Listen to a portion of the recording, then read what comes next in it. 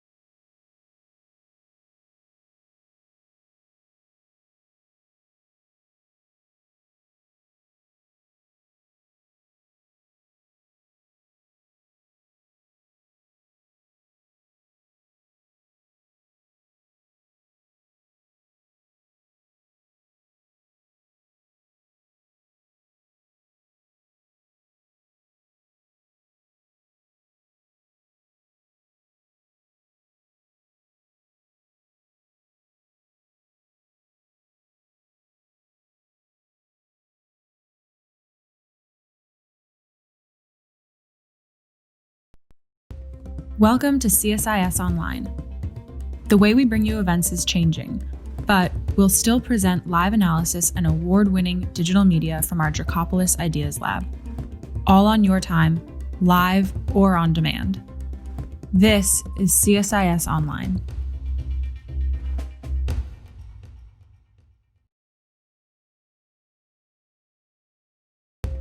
Welcome to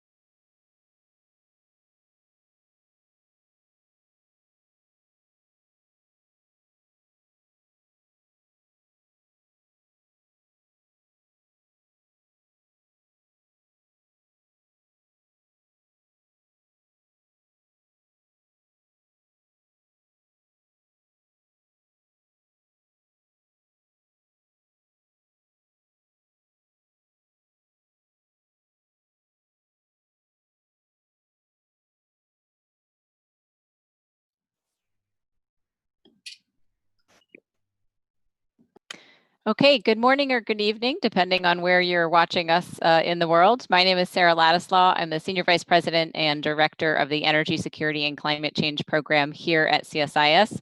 We're delighted to have you here with us today for this presentation of the Clean Energy Innovation Report that was recently put out by the Energy Technology Perspectives team at the International Energy Agency. Today's event is particularly important for us because, as many of you know, we've spent much of the year focusing on the role of innovation in the energy system. And this report speaks precisely to the issues around innovation, all the way from issues of basic research and development into deployment. And I think if you haven't taken a look at the Clean Energy Innovation Report, today's event will certainly encourage you to do so. It digs into, in a much more sort of structural way, some of the issues that we've tried to get across in some of the public events that we've been doing throughout the course of this year. So it's my great pleasure to have with us to present this work Dr. Timur Gül, who is the head of the Energy Technology Policy Division at the International Energy Agency. Timur is the head of the Energy Technology Policy Division, and they are the team that puts together, as many of you know, that wonderful report and iconic, I guess at this stage, stoplight chart that rates different energy technologies based on where they are in their development relative to where we need to be in the IEA sustainable development scenario.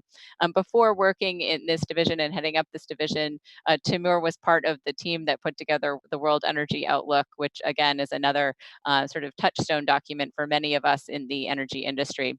So Timur is going to give a presentation of this Clean Energy Innovation Report. And we're also very pleased to have with us today Dr. Jessica Transick, who is an associate professor in the Institute for Data, Systems, and Society at MIT.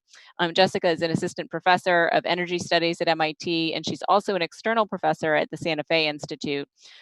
Professor Transick's research centers on evaluating the environmental impacts and energy costs of different technologies and setting design targets to help accelerate the development of these technologies in the laboratory. And so she's going to share some of her perspectives on the topics that are inside the content of this Clean Energy Innovation Report.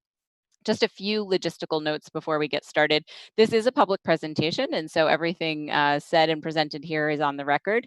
If you would like to ask questions, you can do so on our website by pushing the Ask Questions button, and we'll try to get to as many of those as possible. There's a large number of you watching today, so we anticipate a lot of questions. We'll do our very best to get to them.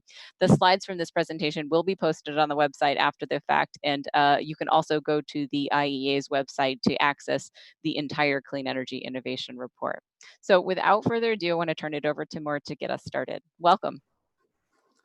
Yeah, thank you, and good morning from Paris. It's a great pleasure for me to be here with you today to discuss our special report on clean energy innovation.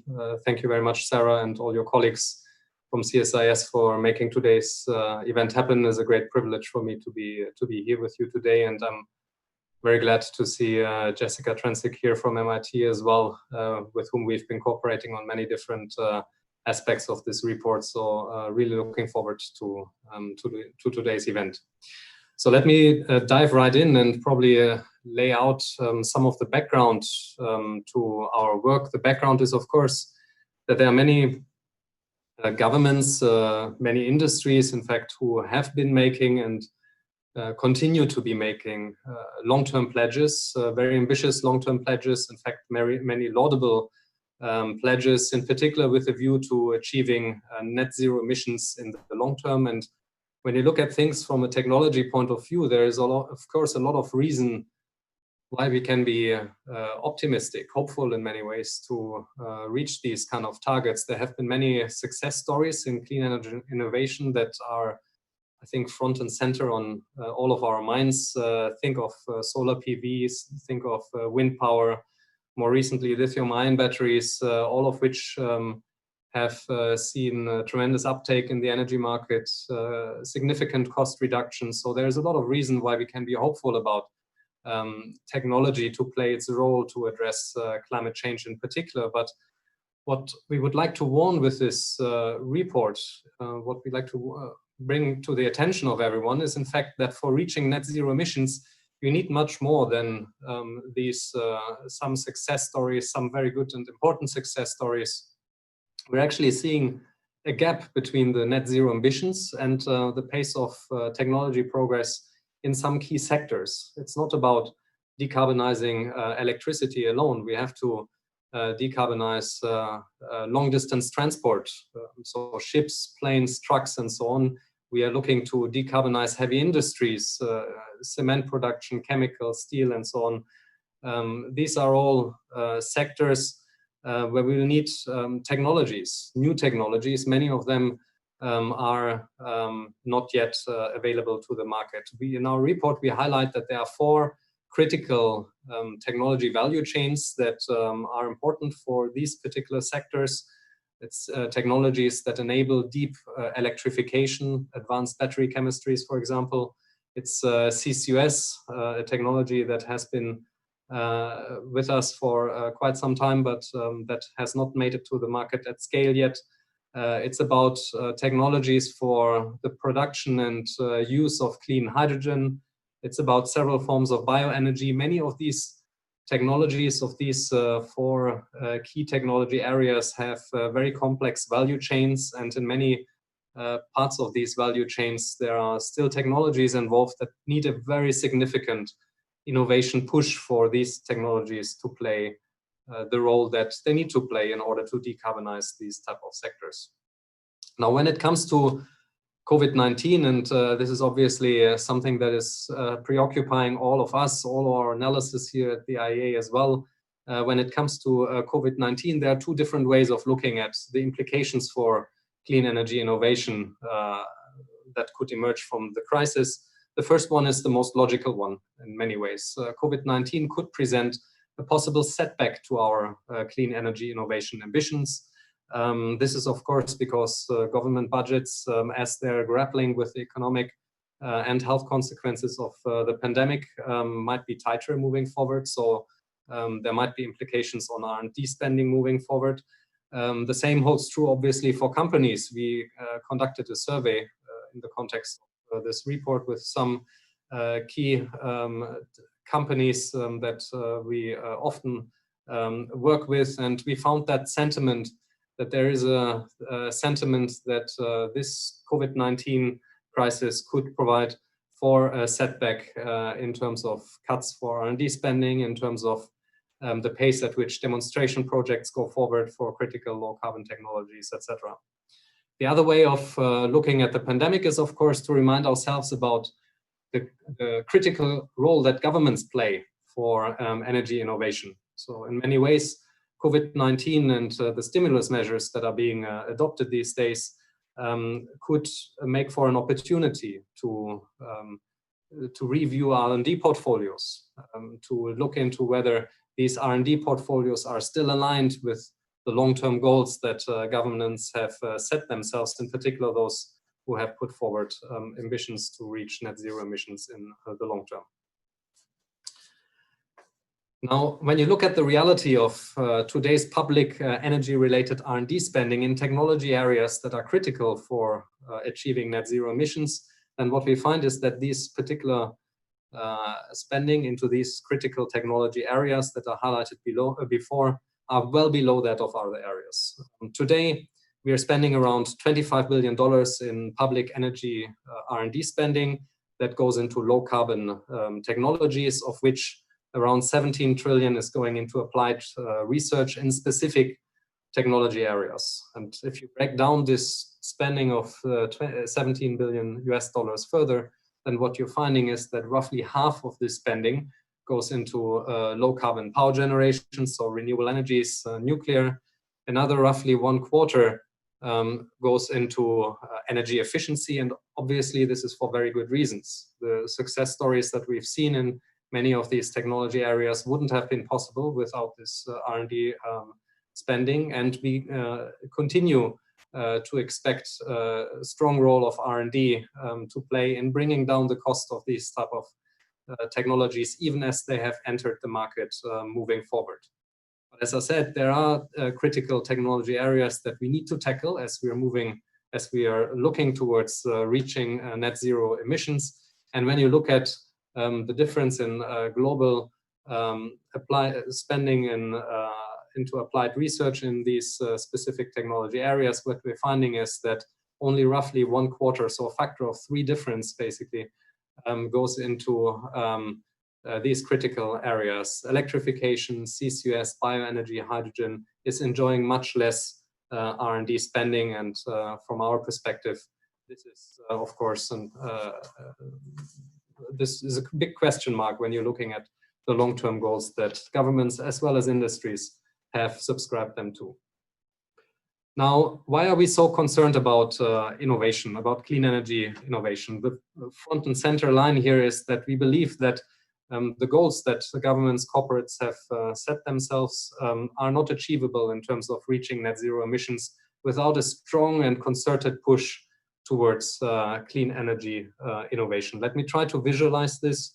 If you look at the emission savings required in the long run, and here we're looking at our central pathway, the sustainable development scenario.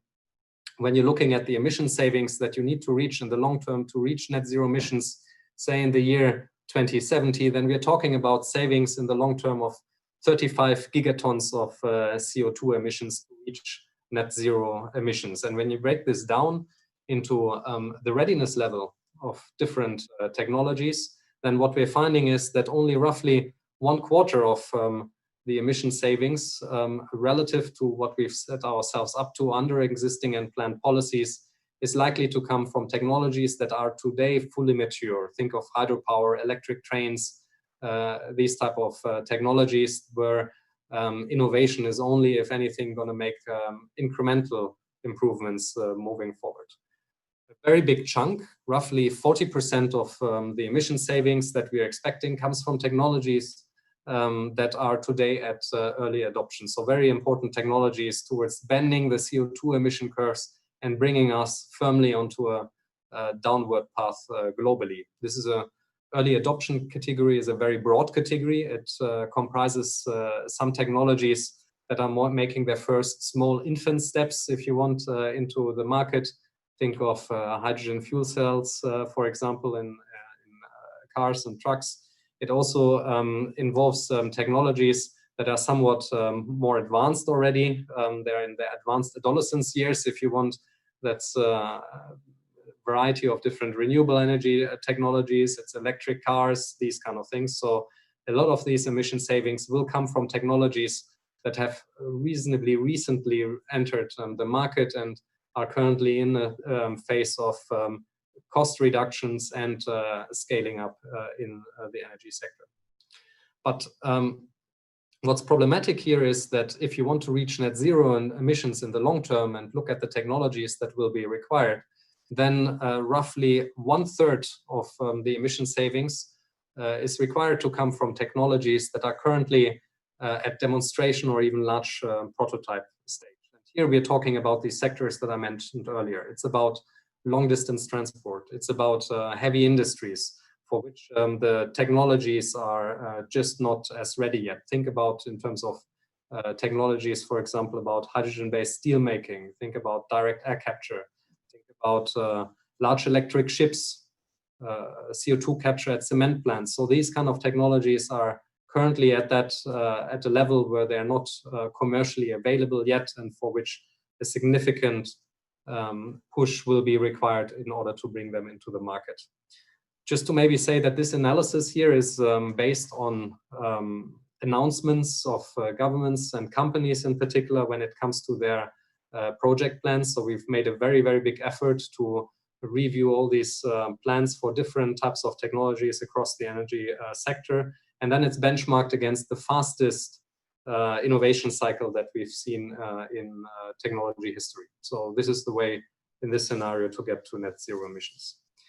Now, there are several governments and industries, of course, that have pledged to reach net zero emissions earlier than 2070, often as early as 2050.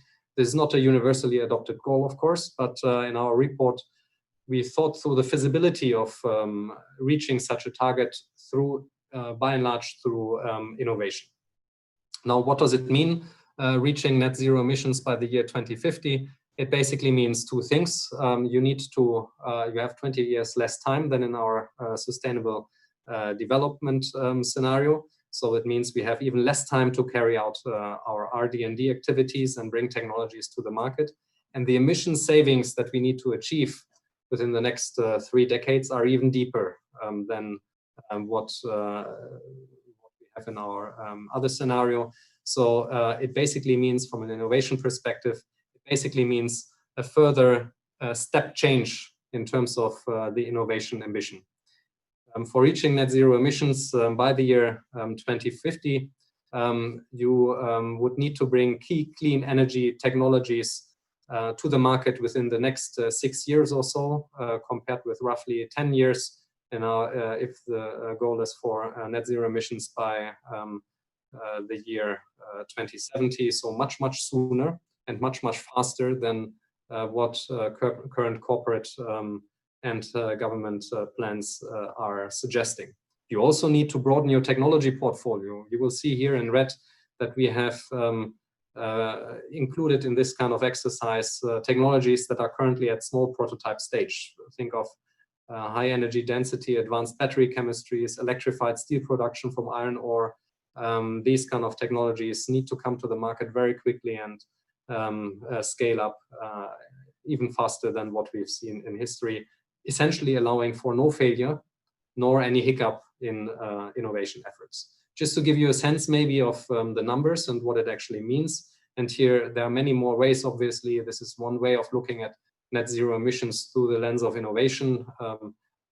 Behavioral changes would be required to play their role, etc. But when you look at it through the lens of innovation, just to give you a couple of numbers that illustrate the challenge, it would require an average of 2 new hydrogen-based steel plants to begin operating every month from now to 2050, a technology that is currently basically at prototype stage. Or it would require 1 battery manufacturing plant of the size of the Tesla Gigafactory to come online each month from now to 2050, including with advanced battery chemistries. Now, innovation is a long drawn-out process, and we have studied at length in the report, drawn on a lot of research that is out there, the time it takes from first prototype to market introduction, and then from market introduction to just reach 1% of the market in a given country. If you think about solar PV, for example, that goes back into the 1950s in the United States, and then reached 1% of electricity generation in Germany by the year 2008, you realize that these cycles can be very long. There are shorter ones for LED, for example, which we also discuss in the report, also for lithium-ion batteries. But innovation, generally speaking, can take a very long time. It's not a linear process where you just reach one goal, you set the target, and then you reach the goal, and there we are. But it's a very long, drawn-out process, and it's time that we might not have for reaching the net zero emissions goals that we have set ourselves, and it's a time that is a problem that is compounded by the ability, in fact, for the energy sector to take up these type of technologies. The example that I'm thinking about here is the industry sector, heavy industries, steel, cement, chemical producing assets, which today emit roughly 6 gigatons of CO2 emissions worldwide, about 1/6 of global energy and industry related CO2 emissions. Many of these plants have only recently been built, in particular when you look at Asia, not in the United States, nor in Europe, but when you look at Asia in particular, many of these plants are reasonably young. They have typical lifetimes of the order of 30 to 40 years, but can be in operation much longer than that. So the current fleet will continue to emit for decades to come under the typical lifetimes that these facilities have.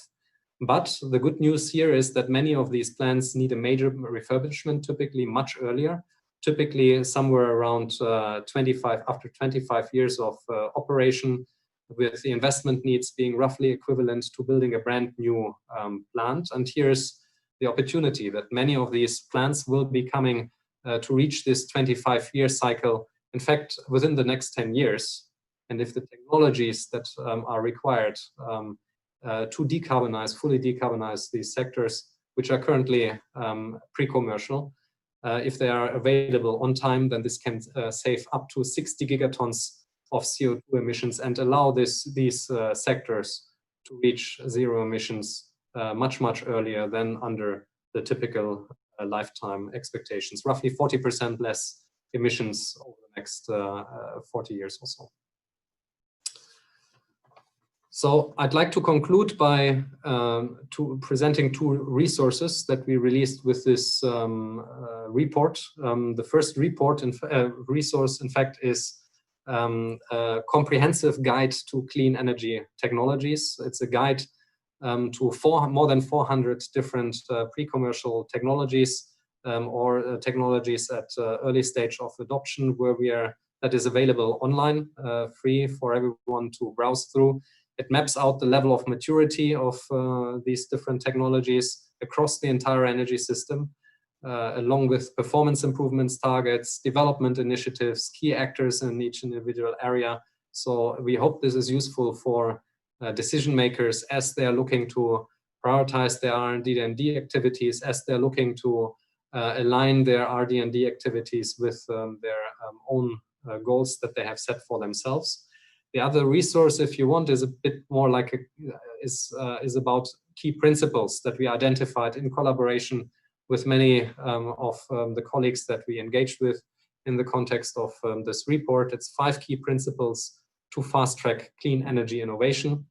The first one is about prioritization of technology efforts in line with stated goals. It's about tracking development progress. It's about continuously adjusting support to ensure that innovation cycles are as short as they possibly can be. Essentially, we are asking not to leave innovation entirely just to chance. Second, it's about raising public R&D spending. It's about market-led spurring private innovation through market-based incentives. We realize, of course, that R&D spending is not the only metric that helps innovation, but it's certainly a critical enabler beyond all these other areas that where governments can play a role to accelerate innovation. The third one is about the bigger picture, if you want. It's about the entire value chain. As I said earlier, when you're talking about technologies like hydrogen, this is not one technology. It's about a technology. It's about several technologies that can produce clean hydrogen. It's about several technologies that can transmit and distribute hydrogen, and it's about many different technologies and, in fact, energy sectors that can use hydrogen.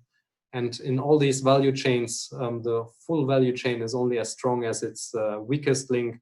And so what we are asking for is to make sure that you keep in your RD&D innovation activities, in your policies to support these critical technology areas, you keep the entire value chain in mind. The fourth one is about building future-proof networks. It's about the enabling infrastructure that many of these critical technologies, such as hydrogen, CCUS, and even electricity, when you're thinking about smart grids, require in order for them to unleash their potential, where governments obviously have a critical role in de-risking and coordinating. And the fifth is slightly selfish, if you want, as an international organization. It's about working globally for the success. It's about sharing experiences, best practices. I think in research in particular, this is a critical area to be engaged with. We as the IEA try to foster and support this type of international collaboration as a secretariat here, but also through our technology collaboration in partnership with the Clean Energy Ministerial, Mission Innovation, and others. And we hope this is useful to bring forward innovation in a much more coordinated and accelerated type of way. With that, I'd like to close and pass it back to you, sir. Wonderful. That's a very thought-provoking presentation, Timur. I'm sure we're going to have a lot of questions and areas for discussion coming out of that. I do want to remind the audience, if you would like to submit a question, you should probably go ahead and start doing that now, so we'll be able to get to them by using that button on the web page. Before getting to some of my own questions, I wanted to turn it over to Jessica for some comments on both the presentation and some of the work that's going on at the IEA on this issue of innovation. Great, thanks, Sarah, and thank you, Timur, for your presentation, and congratulations to you and the team at IEA for this excellent report. Very timely and very important. And I wanted to just take a few minutes to provide a few high-level remarks on the overall topic and the report. And then I'll look forward to a more detailed discussion with Sarah, Timur, and all of the participants on this call. And although we can't see you, I know we all appreciate you taking the time to discuss these important issues with us, and we look forward to that interactive part as well. So let me start with a common question that many of you will have heard that comes up in the discussion of this topic, and that is the question of, do we have all of the technology we need to address climate change? And I would argue, and maybe many of you agree, that this question is ill-posed or more technically underdefined, and that's because the answer depends really on how much money you have to spend. At some theoretical limit, with unlimited funds, the answer would be close to yes. At the limit of no funds and no policy valuing a reduction in carbon emissions, the answer is a resounding no, but we live in the space in between. And that's one where some regions of the world are placing a cost on carbon through policies like a carbon tax or subsidies for clean technologies, regulations on emissions such as vehicle standards. And these policies mean incentives for clean technologies. Some climate-friendly technologies are so cheap already that they are now competitive even without government policies. And the policies also, as is mentioned by Timur in the report, also importantly mean jobs and new innovation opportunities, which are so critical right now. But those policies are not enough, and the funding for research and development is not enough. So the answer to the question, do we have all of the technology we need, is a clear no. We do have a lot that can get us a good way to net zero emissions, as Timur mentioned, with some of those more mature technologies. But there's also a large gap, as was shown in the graph that Timur showed. But with a collective effort, and I'll get to this in a little bit, but it's hard, but it's not so hard. I think we can feel empowered, and with this collective effort to value carbon-free energy services and create jobs and new community innovation opportunities at the federal and subnational levels, I believe we can address this challenge. And we have past success stories like solar energy, wind energy, batteries to some extent. And we also importantly now have more knowledge. And that includes knowledge like models that we can use to inform decisions to make investments more efficient. We have fundamental insight on the process of technological development that can help us accelerate the process of innovation. And this knowledge was reflected in the 5 key principles that Timur noted. But it's something new, and it's something I think we can, as a community, feel some sense of accomplishment about. And this is part of why I'm so excited about this IEA report. And the single word I think of here when thinking of climate change mitigation is opportunity. The challenge of climate change is an opportunity for innovation leading to new jobs and new equitable economic growth. And what's important in the context of this discussion in the IEA report is that those different technologies that Timur highlighted, ranging from mature to early to demonstration to large prototype, they offer a variety of very different opportunities and very different kinds of jobs for different skill sets and different places with different resources covering all US states and all global regions. So there's opportunity not just for the few, there's opportunity for many, I would argue. And, in these areas where improved technology is needed, how do we get there? So specifically at the level of policy, at the level of private industry, well, the IEA report highlights one of our most powerful tools, and this is something we also back up with research from my group and from others. That tool is research and development. So research and development of climate-friendly technologies. Some of this will be government-funded research and development, and that's funding to university labs, to government labs, to public and private partnerships. But some of it, and a lot of it, will be private sector funding, spurred by many of the same policies I mentioned earlier to expand markets. So things like, carbon tax, subsidies, regulations, et cetera, many different kinds of instruments can be used to expand markets. And as well, from the private sector, I think a push on the part of business leaders is something that we're seeing now, because many businesses do want to contribute to, protecting communities, the planet, and a more compassionate and equitable approach to providing energy services. People want it, businesses want it, and these incentives really work together.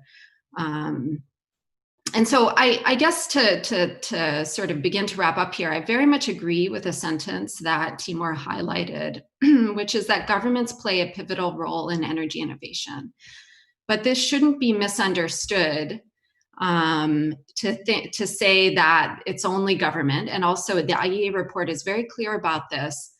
Companies also play a critical role. And these two kinds of efforts work together without coordination. In many cases, it's a kind of emergent process. But what we see, and I'll give a specific example in a second, is that with a little nudge from government, the private sector can often jump into action, with companies competing and the result being very beneficial to all.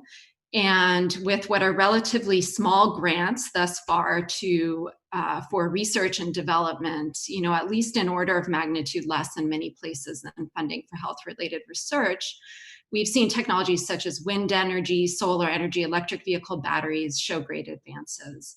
So just to take a quick minute, one of the most striking examples of this kind of success of government efforts combined with private sector is in solar energy, where costs have fallen by 99% in recent decades. Government funding for research and development was critical here, as our research shows, starting at the very level of the technology itself and the manufacturing process.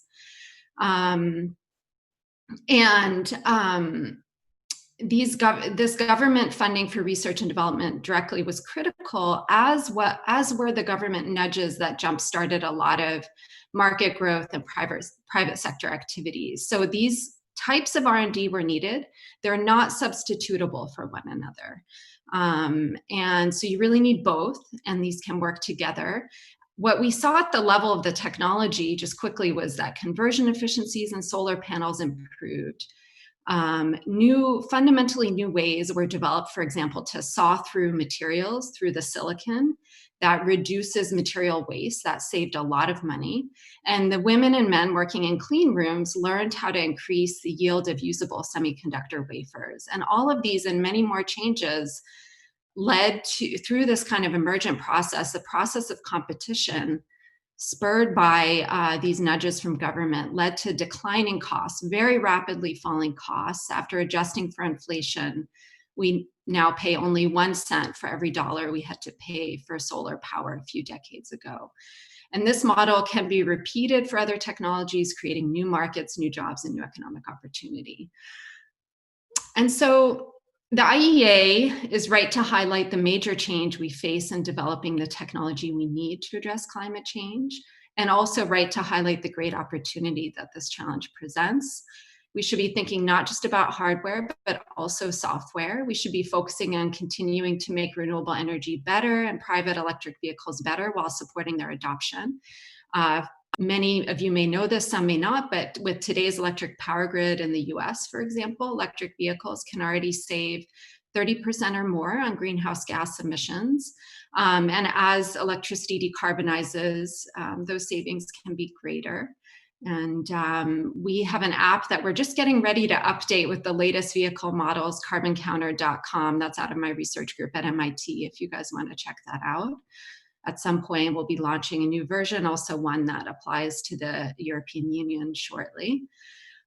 So you can go out and buy an electric vehicle and contribute a great deal to reducing these emissions, as well as others like particulate matter emissions to clean the air. But you know, we need to keep pushing on innovation in these areas, as Timur mentioned, and the new areas that he mentioned, including long distance transport, heavy industries, others like support infrastructures. That's really critical. I think that's a very important thing right now. You know, this is the electric vehicle charging infrastructure. We can be thinking of these entire infrastructures as themselves a technology and being strategic in how we develop them. Better software and soft technology to match supply to demand for energy services while creating equitable community benefit. And just kind of to sum up here, we shouldn't sugarcoat things. This is hard, but we actually know a lot about how to go about this, I would say. And we have past success stories, as was powerfully highlighted in the IEA report. We have models that forecast the risks of doing nothing. And we have models that identify the key technology features to focus on to get the greatest return on investment.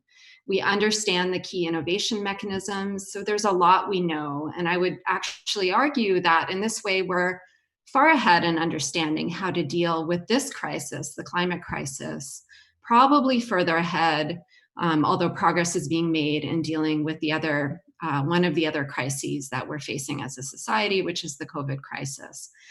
And we desperately need to capture these opportunities right now. As we all know, we should capture it, drawing on science and entrepreneurship and government leadership, as was so, you know, really well captured in the IEA report. So I'll wrap up my comments there and look forward to the discussion. That's great. Thank you so much, Jessica. It's really powerful, and I want to say optimistic. I don't mean optimistic without grounds, but optimistic view of what's possible here. I want to start by saying, actually, we at CSIS just published something called Energy Race to the Top, which is a new international energy strategy for the US. And while we came at it from a, you know, what is the geopolitical competition and context for the US, we landed very much in the same places you are coming from, sort of the climate challenge, which is there's a lot of opportunity for the US to think about being able to compete in these technologies in a way that has broad societal benefits. And so a lot of this, you know, message about the public and private sector working together to think more deliberately about these challenges was a big takeaway from that report, even sort of coming from a different perspective. So certainly seems like to be a strategic opportunity from a number of vantage points. I wanted to start somewhere where I'm getting a lot of questions from the audience, and something that you had brought up, Timur, which was, you know, obviously the moment we're living in, which is COVID-19, and thinking about how stimulus can be an opportunity, but all of the different sort of political economic challenges that go with crafting stimulus in an environment, particularly like this. One of the areas that you had talked about was the early adoption phase. And in the report, you know, it's such a sizable wedge. Yes, if you add up the others, which I'd like to talk about later, it is a very sizable wedge, and it's a very important part of this innovation cycle that you're talking about. But you do highlight that it is one of those areas that may particularly be getting hurt, you know, in the context of COVID-19 and both public and private sector plans. Are there things that governments can do to really shore up this phase in particular? And what are you seeing along those lines or recommending? Yeah, thanks, Sarah. It's a very broad category, as you rightly said. So it's a very complex area to tackle in terms of an answer. But maybe just to highlight a couple of the points here. One is obviously when it comes to technologies that are, as I said earlier, are somewhat in their early adolescence years of early adoption. I think what is critical here that governments maintain their commitment towards these technologies. We've seen a drop in renewable capacity additions, or we're expecting a drop in renewable capacity additions for this year globally. But by and large, we are also seeing that many of the supporting frameworks are staying in place, and many of the governments in their stimulus packages are reiterating their commitment, policy commitment in particular towards these technologies. Same goes for electric cars and many of the others. Where it's a bit more tricky is, of course, when it comes to these early stage technologies. No, I mean, if you have to cut somewhere, is an area that is not maybe front and center on everyone's mind, R&D type of spending. So I think it is important that in this particular moment, governments commit to maintaining their R&D spending. This is not a decision that, I mean, how R&D budget making works. There is not about this year or next year, but it might hit us 2-3 years down the road when the next cycle of R&D spending comes along, and making sure that governments keep on prioritizing R&D as they're moving forward in terms of their R&D expenditures is a critical part to the answer. Now, when it comes to there are you will inevitably probably be in a situation where you find yourselves as required to prioritize technology areas. And what we have identified in the report is that there are a couple of things governments should probably keep in mind as they're looking to prioritize technology areas where to fast track innovation. First one is to focus on technologies with small unit sizes where they are on the verge of significant scale up in manufacturing supply chains. Think of hydrogen electrolyzers, batteries, high efficiency air conditioners, heat pumps, fuel cells, these type of technologies. Here you can get very quickly economies of scale, cost can come down, and in fact, many of these technologies share technology attributes which you can leverage in order to bring down the costs even more quickly. So focusing on these type of technologies seem to us one of the areas that we try to bring forward to governments as they're making their priorities. Second one is, as I said earlier, it's about enabling infrastructure. Right? As you're looking into, there is a classical thing I've myself studied in the past, hydrogen, in my PhD thesis many years ago. And the word you always used at the time was all about chicken or egg questions. No? And I mean, this is today as true as it was in the past. No? And here you can obviously fast track investments, reduce the value chain risks involved. And this is not only about hydrogen, but it's also about smart grid technologies, CO2 storage, etc. All these kind of things that we would require for a net zero emissions future. And finally, it's about large-scale demonstration projects, field trials that are at early or advanced stage of development, easy to connect to existing infrastructure and markets. Here is an opportunity, of course, to make sure these go ahead. I think this is an area that we felt it's not about being shovel-ready in a sense. No, I mean, shovel-ready is a difficult word in this context at times and when it comes to stimulus measures, but it's making sure that there are no further delays that are coming through the pandemic. Jessica, I wanted to give you an opportunity to add to that as well. But before you do, one of the things I was just thinking about what you said, Timur, was like, this rubric of timely, targeted, and temporary R&D sometimes falls out of the bucket of things that are considered in a stimulus package, particularly though right now, because people are thinking about the role of manufacturing or jobs or other component pieces of the entire value chain. I mean, maybe that will make prospects for this kind of R&D venture more attractive in the context of stimulus in some places, perhaps. But Jessica, I wonder what your thoughts are.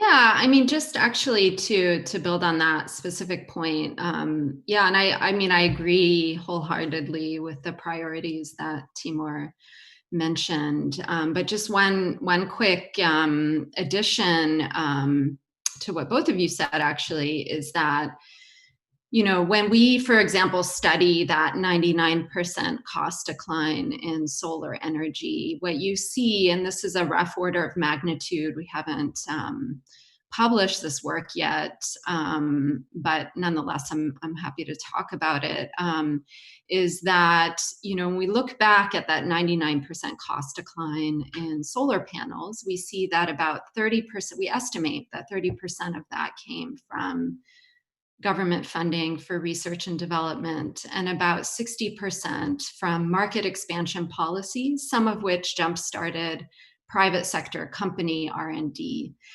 But I agree that, so there's that. So 30% from government funding for R&D, which I agree there's a risk of that being left out of these discussions. 60% from the market expansion policies.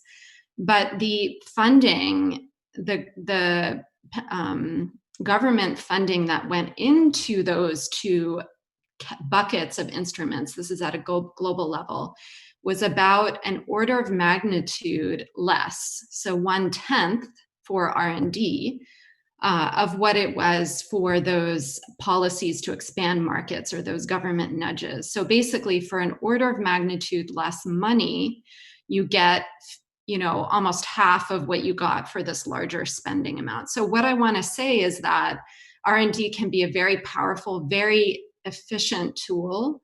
Now, I'm not arguing that we should replace market expansion policies, because they serve a different role and they bring about a different kind of innovation, and they directly support more jobs growth. And so like R&D does as well, but it's over a longer time horizon. So anyway, this is important to keep in mind with some numbers there. And then the only other thing I would add, maybe, or actually amplify, because it's included in what Timur said in terms of priorities, would be, I want to highlight the issue of soft costs. These are costs of everything other than hardware. These can be the costs of permitting, the cost of business development, the cost of maintenance,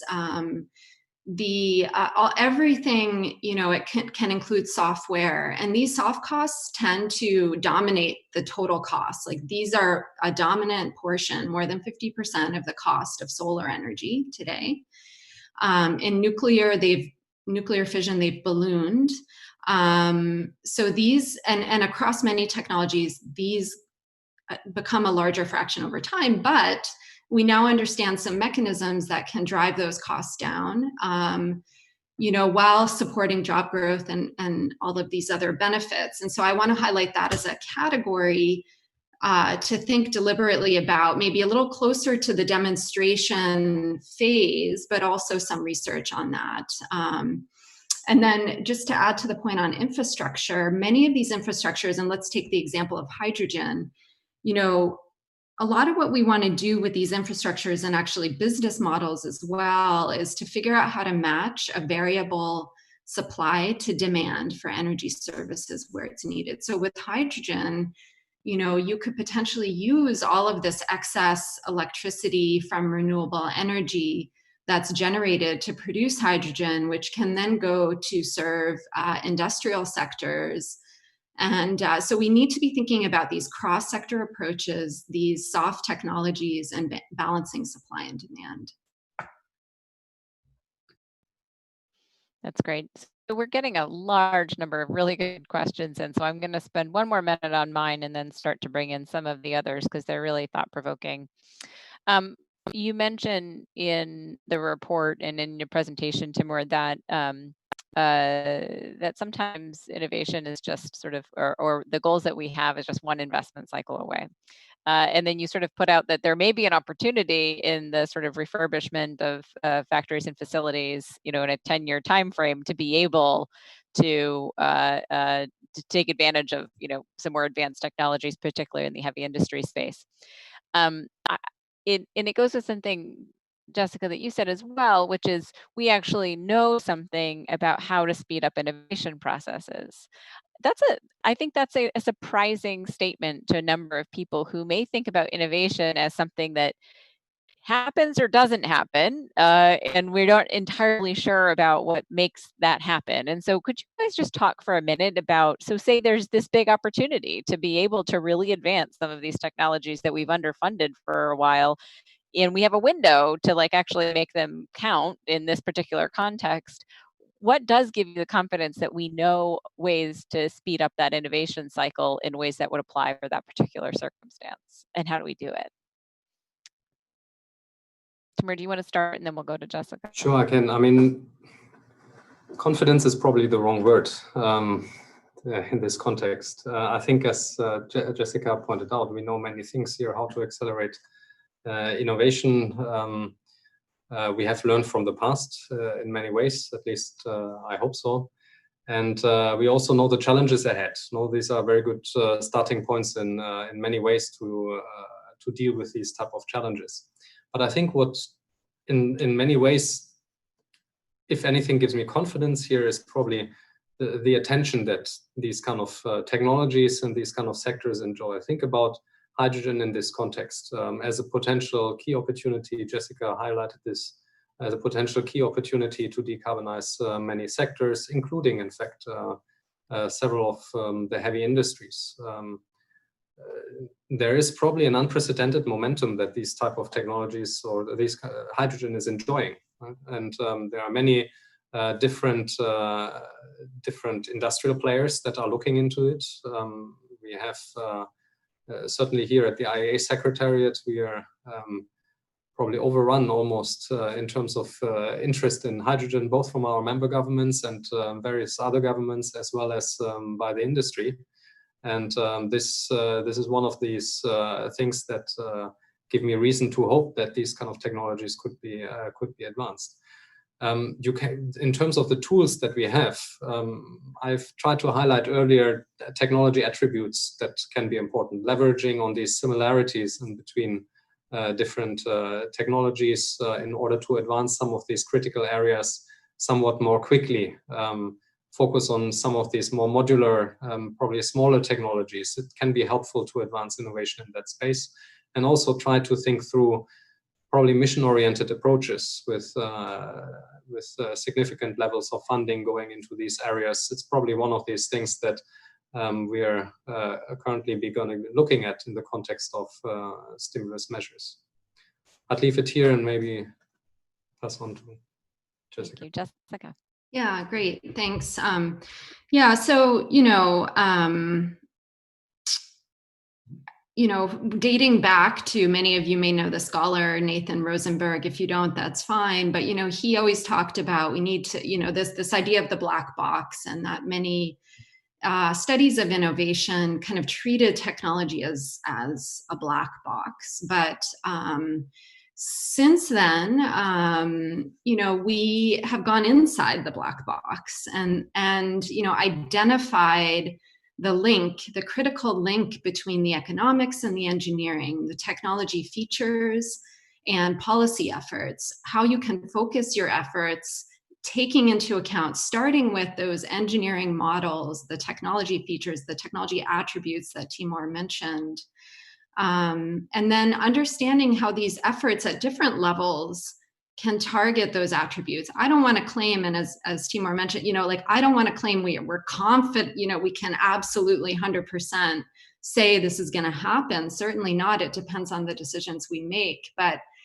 we can now go inside the black box. And that is really one of the reasons I was so excited about this report. I think it represents a different approach. It's one that,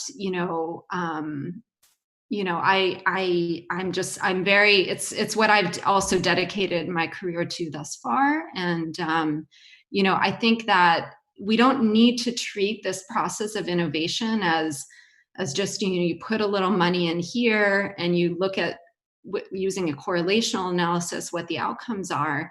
We can actually understand the mechanisms. And so a number of us have been, I sometimes say, actually, I relate what we're doing to epidemiology. We're wanting to understand the effects of technology interventions on the broader system. And, and many of these features and attributes that Timur mentioned, I agree with as well. That's a great analogy. So we have about 6 minutes left, so I'm going to do a slightly lightning round version to get a couple different questions in from the audience. One of the questions is about level of government, right? So which is the more appropriate, or how might different characteristics of clean energy technologies in their innovation or deployment stages speak to which level of government is most important to be involved, right? And the example they give is like nuclear is probably something at the federal level that should get managed, where maybe other things could be more effectively managed from a state level. Another question is, how can we think about the role of developing countries in the context of deploying these technologies? Are there natural advantages to thinking about different stages of development for different technologies and the role that developing countries could play? And I know these are not small questions, so I'll give you a little bit of a lighter one, but it could be challenging for our last one, which is, what has really surprised you over the last 10 years or so, looking at development of different technologies that you didn't expect, right? Understanding that some of this is about humility as well, both on a policymaker side, but in people working in the technology space. Are there things that have surprised you, and do those surprises make you think differently about what could happen over the course of the outlooks that you make, particularly at IEA or in your work, Jessica? So why don't we'll start with Timur again, and then we'll end with Jessica on this, and just quick responses if you can, because we're running out of time here. So that's indeed very big questions for 5 minutes split between Jessica and myself. So I'll try my very best. In terms of the level of government involved, it really depends on the different type of technology you're looking at. Nuclear is one that you mentioned, but I think the one thing I might want to highlight here is R&D policy should be part of energy policy very clearly, and it's not always the case. R&D, energy-related R&D, is a critical element of whatever constitutes energy policy portfolio towards a cleaner, more resilient energy sector of the future, and I think it should be treated as such at government level and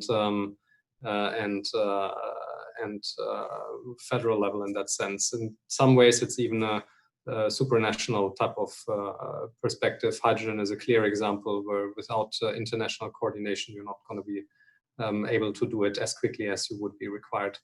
On the role of developing countries, I think we have seen, and that probably also speaks to the last question about what surprised me in the last 10 years. I think what we have seen is very clearly how, for example, or many developing countries, China with its significant policy changes over time to support the uptake of solar PV in particular, they have a big role in scaling in particular, also in R&D, of course, but they also have a very big role in scaling, as there are countries where demand is surging very, very strongly, and where policy is adjusting frequently in order to meet the energy policy requirements. So I think here is where there is a critical role certainly for developing countries to play, and they are just the growth markets of the future, I'd say.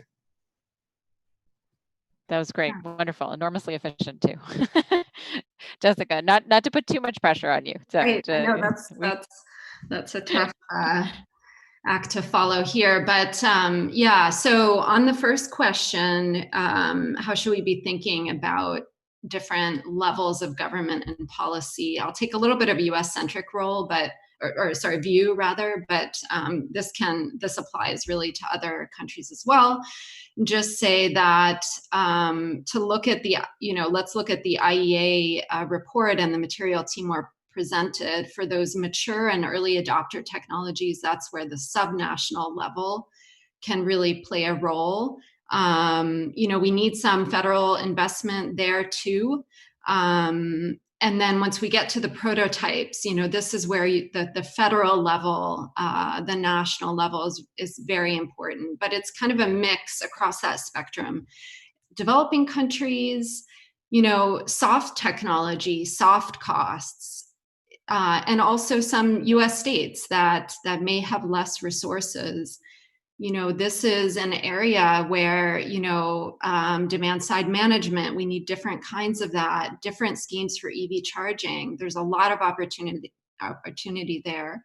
What was I surprised by? Well, for all these years, decades, I've been looking at these different technologies. With solar, we developed forecasts, we looked at the mechanisms. We thought it could be done, costs could come down significantly. But to be honest, the fact that this happened, I still am somewhat quite pleasantly surprised by that. So, and so much more is needed to be done, of course. Well, I have to say, this has probably happened twice in my career where I've asked very large questions of two speakers and given them 5 minutes and they managed it. So congratulations, that's quite a feat in and of itself. I want to thank you both for being here today. I want to commend to everybody who participated in this discussion to take a look at the report and to take a look at some of Jessica's work with her research group at MIT. They're doing some really amazing stuff. There's some good TED Talks of you online too as well, Jessica, that get to some of these issues of ways in which software and other things can help with thinking about deploying of different technologies. And so I want to thank you both for spending your time with us today, and we certainly hope you'll come back. And Timur, I didn't know if you wanted to do a last sort of plug for the Energy Technology Perspectives broader report, which I guess will be coming out this September. That's right, yes. And this report will focus on technology opportunities for reaching net zero emissions, really looking into the level of hydrogen being required, CCUS, bioenergy, electrification, renewables, energy efficiency, all these type of technologies, focusing also on what people refer to as hard to abate sectors, long distance transport, heavy industries. So I hope you will be discussing that with us in fall as well. Thank you very much for hosting us. Excellent. Thank you so much. And just a reminder to everybody, we will next week have an event as part of our Climate Solutions series on some of those hard to abate sectors in industrial energy technology. So hopefully you'll tune in then too. In the meantime, thank you for joining us, and thanks again to Timur and Jessica.